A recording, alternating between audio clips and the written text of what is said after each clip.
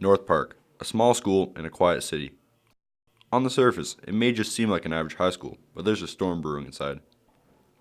You may be hard-pressed to actually find what people are so worked up about, but the issue arises as soon as you walk through the doors.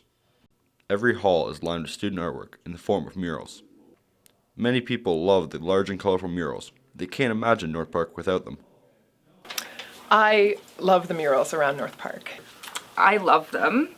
I think it adds a lot of color, They're a unique feature of the school. really speaks about the population and community of our school.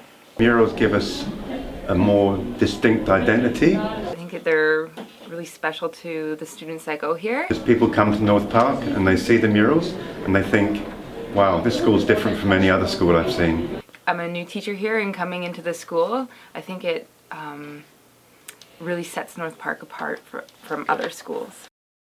However, others find them to be a source of controversy. Admittedly, there are some pretty racy murals on the walls of North Park, but where does one draw the line? What are the guidelines of what's acceptable and what isn't? Well, I'm going to go out on a limb and say no boundaries. I don't think there needs to be boundaries necessarily. You guys have a voice, and your voice should be spoken.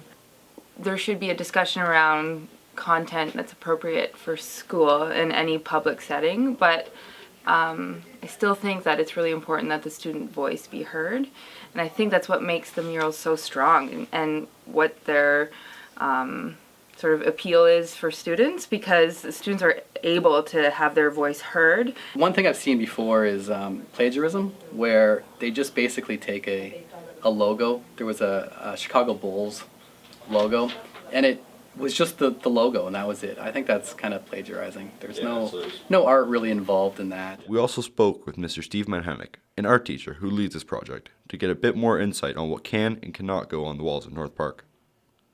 Yeah, well, what we do is we go through this process where we talk about censorship and what's appropriate for a high school audience and what's inappropriate, and we come to some collective agreement about what should go up on the walls. And then we go to, when they've done their designs, each student takes it to the principal, and he's the ultimate censor. So he says whether the murals should go up or not. And we've occasionally had something refused, only usually because of nudity. It seems like the process is quite thorough, but some things may just slip through the cracks. I'm Mike Grayson with NPC News.